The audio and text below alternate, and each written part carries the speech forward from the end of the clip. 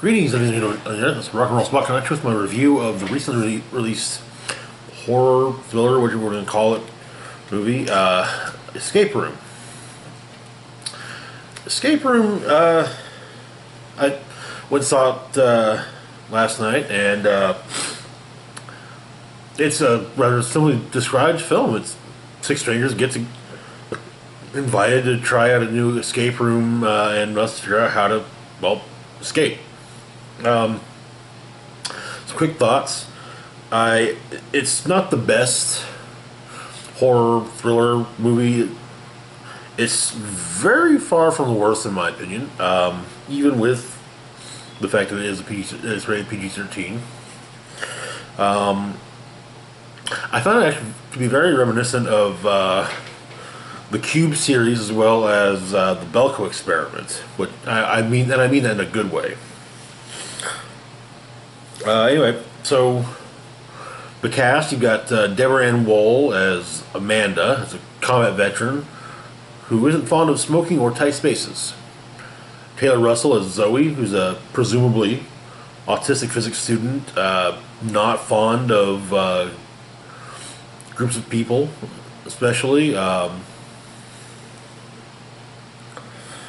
Taylor Labine as Mike, a trucker who wants to be prepared for his job becoming obsolete. From what I can tell, he's probably also the oldest of the group. Logan Miller is Ben, who's a stock boy at a small mom and pop grocery store. Drinks, smokes. Nick Dodani as Danny, the gamer. He plays video games. He also has gone and played various other escape rooms. And he has a tendency to talk a lot. Then we got Jay Ellis as Jason. I guess stockbroker. Maybe not stockbroker, but broker, yeah. Who seems to care primarily about himself. He's very cocky. Also, all in all, kind of an asshole. Anyway, so as spoiler free breakdowns as I can come up with. So anyway, it begins with a young man trying to escape being crushed by a wall and seemingly failing. We flash back to 3 days previous, and we're introduced to Zoe, Jason, and Ben, and we see each of them receive a puzzle box, seemingly from someone important to them. Inside the puzzle box is an invitation to the new Minos Corporation escape room, and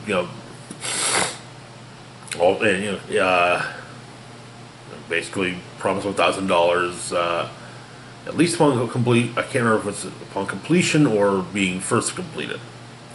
So anyway, so they all arrive at the building, and there's three others there, and so our characters meet, and they soon realize that everything is not as it seems, and they make their way through the escape rooms, and are also whittled down one by one. In fact, at one point, there's the surviving characters to that point learn the past of the others, including the deceased characters at that point, through medical charts, and also just how much the company knows about the characters.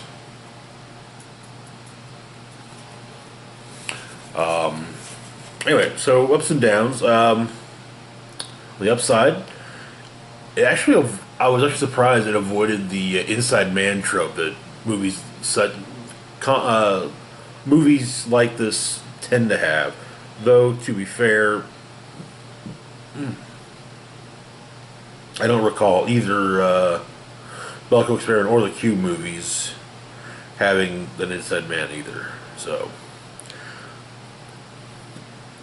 now the Cube movies did have so similar to Inside Man. Usually, kind of a case of someone somewhat involved in the creation is tossed in, and yeah,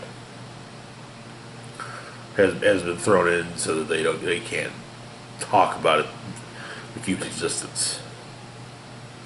As I mentioned, it's reminiscent of Cube and Belko Experiment, and in a good way. I could actually see those four movies and this existing together, kind of like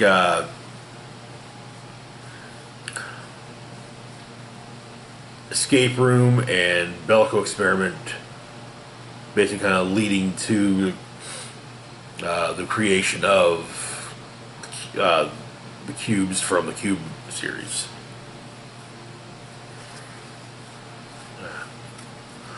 Well, Expedition was actually handled fairly well.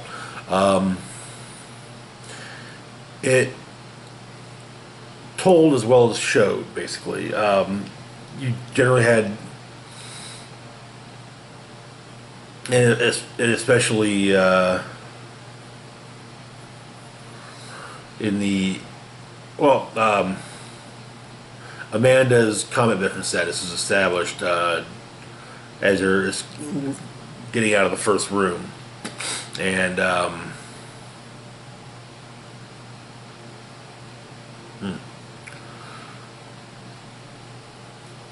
but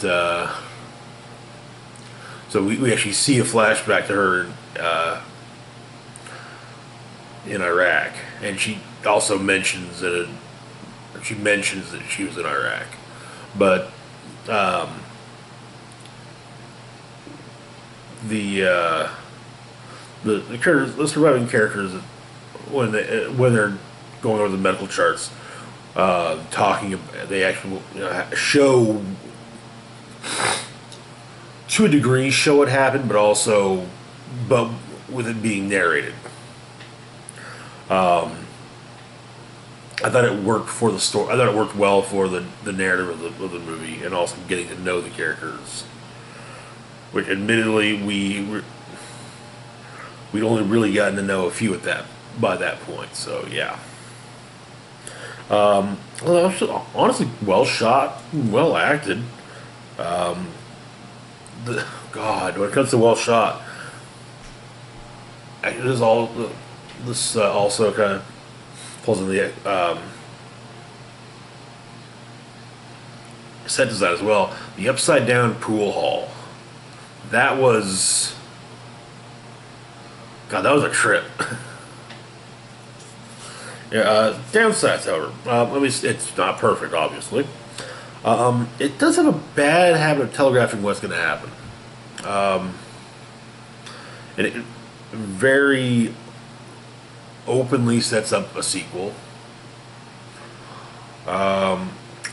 It plays. I felt it played itself a little too safe for my liking for horror / thriller type movie.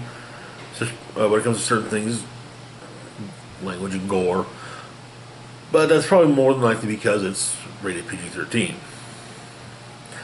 which is kind of annoying, but I have no control over these things. So, overall opinion, though, it was an entertaining and interesting thriller / horror movie. I would, considering the sequel that it sets up, I would gladly watch it.